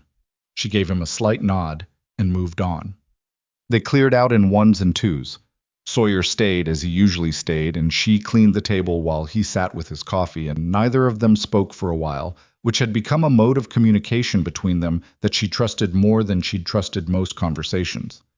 "Rourke's going to go," she said. "He's too proud to stay and accept it." "Probably," Sawyer said. "Holt might stay." "I think so too." She brought her own coffee to the table and sat down across from him, which she hadn't done before. She'd always stood when they talked in the cookhouse, at the stove, or the work table, always with the implied option of turning back to the work. Sitting down was different. He noticed it. She could tell by the way his posture settled slightly, like he'd been holding something and had just been able to put it down. "I want to talk about Cheyenne," she said. He met her eyes. "All right, not about what you did or didn't know. I've thought about that enough." She wrapped her hands around the cup. "I want to talk about what it was like. For me. After." He was quiet, listening. "I had $40, she said. "I've told you that. What I haven't told you is that I spent the first week in a boarding room in a town 30 miles outside Cheyenne, and I didn't come out for most of it. Not because I was hurt physically, because I'd worked at the Carlton for 2 years, and I'd been good at it, and it had felt like mine. Not the building, not the work, but the feeling of being somewhere that I'd earned. And then it was gone in 3 days with no warning and no recourse, and I didn't know how to be a person in the world again for a while." Sawyer was very still. "I'm not telling you that to make you feel worse than you already do," she said. "I'm telling you because I need you to understand what you're looking at when you look at me. I've been building back from that for 3 years. Every job since then has been provisional. In my own head. Like I was waiting to be told to leave before I let myself actually be there. And here?" he said, quiet. She looked at him. "Here I let myself be here faster than I've let myself be anywhere," she said. "I don't entirely know what to do with that." The fire ticked in the stove. Outside, the wind had dropped, and the night was the particular quiet of a clear Montana winter night, cold and enormous and still. "I was 27 when the Franklin operation ran through," Sawyer said. "I'd been working land contracts for 2 years. I thought I understood the business. I thought the work was clean because the paperwork was clean." He looked at his cup. "I understood maybe a month later what actually happened to the people in the path of it. I'd already moved on to the next contract, and I could have kept moving. Most men did. But you didn't." "I kept moving for about another year," he said, "and then I stopped. Bought the Blackfoot property first, small outfit, spent a season actually working it instead of contracting it. Tried to figure out what kind of operation I wanted to run." He paused. "Bought this one 3 years ago. It was in bad shape. Not the land, the culture. Men who'd been here a long time and had decided that the way things were was the way things should be." His jaw moved. "I've been trying to change that slowly enough that it would actually take. You could have just fired people, made a clean start." "I could have, but then you've got a ranch of strangers and no memory and no continuity, and half the time the same problems come back because you haven't changed the conditions. You've just changed the faces." He looked at her. "I wanted to change what the place considered normal. That takes longer." She thought about that. It had the ring of something true, something learned from experience rather than theory. It also had the ring of a man who had taken on a project partly because he needed to take on a project, which she understood. "You've been patient," she said. "Sometimes too patient," he said. She looked at him steadily. "Callahan." "Yes." "If I hadn't been here, how long—" "Longer than it should have been," he said. He didn't try to soften it. "I told myself it was managed. It wasn't managed, it was deferred." That honesty was one of the things she'd come to trust about him. The willingness to say the plain version of a thing, rather than the version that reflected better on himself. It wasn't a common trait. She'd encountered it rarely enough that she'd started to value it specifically. "I'm not going to tell you that makes everything even," she said. "I'm not asking it to." But I think you're different from the man who signed Franklin contracts, she said. I think that person made decisions and then spent years figuring out what they cost. And I think that changes a person if they let it. He was quiet for a moment. Are you saying you forgive me? Because you don't have to. I'm saying I understand the difference between a man who did something wrong and a man who is wrong, she said. Those aren't the same. I've spent enough time punishing myself for the former by acting like I was the latter. She paused. I'm tired of that for myself. It seems like a waste to keep doing it to other people. Something in his face shifted. The particular shift of a person receiving something they'd been trying not to need. It was gone quickly, the way genuine things were quick in people who had practiced not showing them. But she'd seen it. You said the choice was mine, she said. He looked up. Last night, when you told the men, you said I stay as long as I choose. I want to talk about what choosing looks like. Tell me, he said. She set her cup down. She'd been thinking about this for the better part of the day, between the soup and the cornbread and the long afternoon of preparation, the way she thought through things best, with her hands occupied and her mind loose. I want a proper kitchen, she said, not just functional, a kitchen that can actually produce what I know how to produce. The oven needs a real repair, not a patch. I need consistent supply runs, not whatever gets negotiated each time. And I want to be the one placing the supply orders, not requesting and waiting, placing. He nodded slowly. That's fair. I want a wage that reflects what I'm actually doing, she said, not what a cook at a ranch that's getting by earns. What a cook who's been running this operation earns. Also fair. And I want... She stopped for a moment. Started again. I want to be consulted. When decisions are made that affect how this kitchen runs. Not in every conversation, not at every meeting. But if something's changing that changes what I can do, I want to be part of that conversation. He looked at her for a long moment. That's what you want. That's the start of what I want, she said. I reserve the right to add to it. He almost smiled. It was the closest thing to a full smile she'd seen from him. A slight upward shift on one side, a quality of warmth that he didn't usually let into his face in any visible way. Noted, he said. And I want to know when things are happening on this ranch that affect me, she said. No more sitting on information because you've decided the timing isn't right. You tell me. Agreed, he said. No hesitation. She nodded. Then I'll stay. It arrived simply, the way the right decisions arrived. Without fanfare, without the sense that she was crossing some momentous threshold, just the plain landing of a thing that had been building toward itself for 5 weeks. She would stay. She had earned this place and she would stay in it, and she would build something real inside it, the way you built anything real. Slowly, without certainty, with a great deal of work and some amount of hope, you were careful not to name too loudly. He looked at her across the table. I'm glad, he said. 2 words, plain, meaning exactly what they said and nothing performed about them. She picked up her cup again. I'm going to need help with the oven repair, she said. Not from you, from someone who actually knows what they're doing with iron. There's a man in Mill Haven, he said. Blacksmith. He's done work on the stable fixtures. I'll send word. Good. They stayed at the table a while longer, the fire burning lower in the stove and the night fully settled around the ranch. And they talked about practical things. The spring hiring, the supply routes, whether the east fence was going to need a full replacement before the thaw, or whether the current repairs would hold. Normal things. Ranch things. The kind of conversation 2 people had when they were building something together and the building had moved past its uncertain stage into something with actual shape. She noticed that it felt easy. Not simple. There were things between them that were not simple and would probably never be entirely simple, but easy in the way that things felt when they were in the right place, when the fit was right. She filed that away with some care. Rourke left 2 days later. He collected his wages from Griff on a Thursday morning and rode out without ceremony, which she respected in its way. He didn't make a speech about it.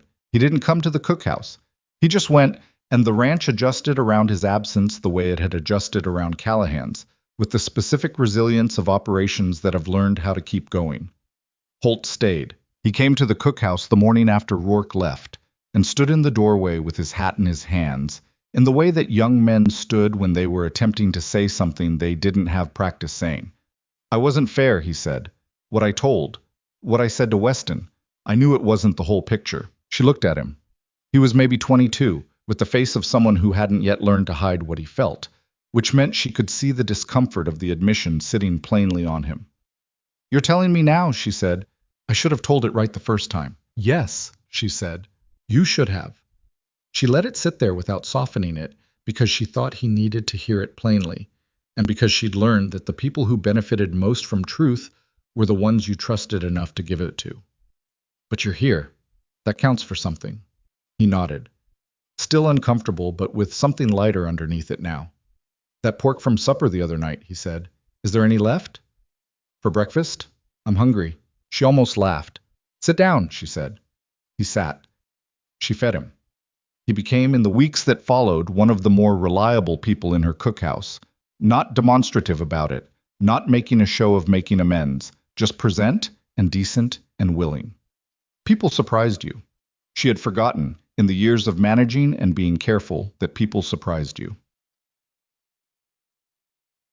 March arrived and the snow began its real withdrawal. Not all at once. Winter in Montana released its grip. The way stubborn things release things, slowly and with backsliding. A warm day followed by 3 cold ones. A week of melt, and then a late storm that put 6 inches back down over everything that had been tentatively emerging. But the direction was clear. The light was different. The air had a quality in the mornings that was less about surviving and more about what came next. The garden plot behind the cookhouse began to show at the edges where the south wall shed its snow melt. She walked out one morning with her coffee and looked at it. The frozen ground beginning to soften at the surface. The dead stalks of last year's plants still standing in their rows. The whole thing waiting. She thought about what she could put in. Onions, certainly. Potatoes. Some herbs. She'd seen sage and thyme in the old tin, and they'd likely self-seeded if she was lucky. She thought about what the kitchen could become if the garden produced through the summer. What she could do with fresh rather than dried, with abundance rather than rationing. She hadn't thought about summer yet. Not specifically, not as a thing she was going to be present for. She thought about it now. Sawyer found her there. He came around the corner of the cookhouse the way he came most places, without announcing himself, present before you'd quite expected him. He stood beside her and looked at the garden plot with his coffee cup and said nothing for a moment. "It was a kitchen garden," he said finally. "A woman named Clara ran this kitchen, must be 6 years ago. She put it in herself. Nobody kept it up after she left." "Why did she leave?" "Got married, moved to Idaho." A pause. "She was a good cook. Not as good as you." She looked at him sideways. He was looking at the garden, not at her. "You're allowed to say things like that more often," she said. "I'll work on it." She turned back to the garden. The ground was soft enough at the edges that she could almost press her boot into it. A few weeks and she could turn it. A few weeks after that, she could plant. "I'm going to need seed orders," she said, "before the supply run. I'll see to it. And I want to put in a cold frame this year, against the south wall. Extends the growing season by 6 weeks. I can build it." "I know you can," she said, "but let me tell you where I want it first." He looked at her then, and there it was again. That almost smile, the warmth he kept mostly internal, the quality of a person who was, underneath the layers of practice and patience, and the weight of things he'd done wrong and tried to make right, glad to be where he was. She looked back at the garden. She thought about the woman she'd been 5 weeks ago, standing in the dark on the road outside Mill Haven in a borrowed coat, watching a wagon drive away, calculating whether she could make it 4 miles in a blizzard on the strength of having nowhere else to go. That woman had been so focused on the next hour, the next meal, the next place to sleep, that she had stopped thinking about what anything was for. Survival had become its own logic, self-sustaining and sealed. She thought about the Carlton, the kitchen she'd loved, the 2 years that had felt like hers before they weren't. She'd been trying to get back to something like that ever since. And she'd been choosing places that were never quite right, or leaving before they could become wrong, which amounted to the same thing. She was not the same person who had stood on that road. She was not the same person who had left the Carlton with $40 and a bag of clothes. Those things had happened to her, and they were real, and they had cost her, and she was not going to pretend otherwise. But they were also behind her in a way they had not been before, and that was a distinction that mattered. She had stopped waiting to be asked to leave. That was the thing, she realized. The whole of it, really. She had spent 3 years waiting for the moment when things went wrong because things had gone wrong before. and the waiting had become a way of not being entirely anywhere, a way of keeping herself ready to move so that the moving, when it came, wouldn't surprise her. And the cost of that was that she had never fully arrived anywhere, because arriving somewhere meant staying long enough to be hurt by losing it. She was staying. She was going to plant a garden and fix an oven and learn the names of the hills she could see from the cookhouse window, and remember which floorboard in the storeroom creaked and make food that these specific people, with their specific hungers and preferences and flaws, needed. She was going to be somewhere. That was not a small thing. She knew that now in a way she hadn't known it before. It was, in fact, the whole thing. The spring hiring brought 4 new men to Black Hollow, all of whom arrived to a cookhouse that was warm, and a first meal that was better than they'd expected, and a woman who ran the kitchen with a competence so evident it left nothing to argue with. One of them tried, a man named Sellers, who lasted 3 days before Webb took him aside and said something she wasn't privy to, but which resulted in Sellers thereafter treating her with the specific awkward respect of someone who has been told, plainly, that they are wrong, and has not yet finished digesting it. Cody, by that point, had become the informal interpreter of the kitchen's customs for new arrivals. He did it without being asked, and with the slightly proprietary air of someone who had decided, somewhere in the last 2 months, that this was a place he belonged, and that he had a stake in how it ran. She found this both touching and occasionally maddening, which was probably how people felt about most things that mattered to them. Dutch brought her a plant. It was a small, bedraggled thing in a clay pot. She didn't know what it was, and he didn't explain. And he set it on the cookhouse windowsill one morning and walked out again. She kept it there and watered it, and it eventually produced small yellow flowers that had no culinary value whatsoever, but that she tended regardless, because some things were about what they meant and not what they were useful for. Griff told her, one afternoon in early April, that this was the best winter the ranch had eaten through in his memory. He said it the way he said things, plainly, without setup, as a statement of fact. She thanked him the same way, and they stood in the yard in the thin spring sunshine for a moment, with nothing more to say, which was its own kind of conversation. She and Sawyer were not simple. She had not expected them to be. He had carried the weight of what he'd been part of in Cheyenne for long enough that setting it down was not an instantaneous process, and she understood that. She understood the way guilt became structural if you held it long enough, how it organized a person, how they sometimes didn't know who they were without it. She watched him working on it in the specific way that people who were working on something worked on it, unevenly, with setbacks, and with the kind of determination that didn't announce itself. She was not uncomplicated either. She had years of provisional thinking to unlearn. She caught herself, regularly, pre-building the explanation she'd give when she was asked to leave, the plan she'd execute, the door she'd go through. She was learning to notice when she was doing it. That was the first step, the noticing. They were honest with each other. That was the real thing, the foundation of whatever was being built.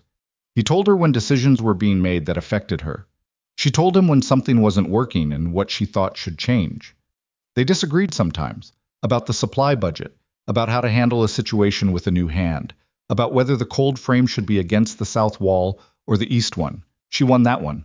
The east wall got more morning sun, and that was the end of it. The disagreements were real, and neither of them performed reasonableness they didn't feel, and they came through the other side of each one with something slightly more solid than what they'd had before. One evening in late April, she was sitting on the step outside the cookhouse after supper, watching the last of the light go out of the sky. The air was warm enough, finally, to sit outside without a coat. The first real warmth of spring, tentative and easy in the way of things that had been earned. Sawyer came and sat beside her on the step, not beside her the way he'd sat near her in the cookhouse, across a work table or at the opposite end of the table. Beside her. Close enough that she was aware of the warmth of him in the cooling evening air. Neither of them said anything for a while. "The onions came up," she said. "I saw. The thyme didn't make it through, but I found sage. The sage always makes it," he said. Clara said the same thing. Some things just decide they're going to survive and nothing stops them. She thought about that. About the things that decided to survive. About the particular stubbornness of growing things that had no apparent reason to keep going and went anyway. "Sawyer," she said. "Yeah. I'm glad I walked through that gate." He was quiet for a moment. She felt the slight shift in him, the settling, the way he settled when he was going to say something real. "So am I," he said. "More than you know." The last light left the sky, and the first stars came out over Montana, cold and clear and impossibly far away, and Black Hollow Ranch held itself in the warm dark, like something that had come through a difficult season and was still standing, not perfect, not without its damage and its history and its unresolved complications, but standing and inhabited by people who had decided, each in their own way, to stop running from the things they'd built and start trusting them. Elara Voss sat on the step of her cookhouse, the one she'd earned, the one with the fixed oven and the mended walls and the garden coming up out back, and felt for the first time in 3 years the uncomplicated weight of being somewhere that was hers, not because it had been given to her, not because she'd survived to it, because she'd stayed long enough to deserve it. That was the difference. That had always been the difference. Not where you ended up, but what you'd been willing to build to get there, and whether you'd had the courage to believe the building would hold. She had been willing. The building held. For now, that was enough. For now, it was everything.